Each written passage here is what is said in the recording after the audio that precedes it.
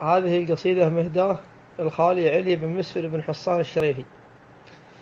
يا سلامي عليك يا خالي يا علي، يا طويل الذراع، يلي ما انت تعر ولا انت تروح، يلي كماك من دوامك لبيتك ولا انت تكذب عليه خوياك.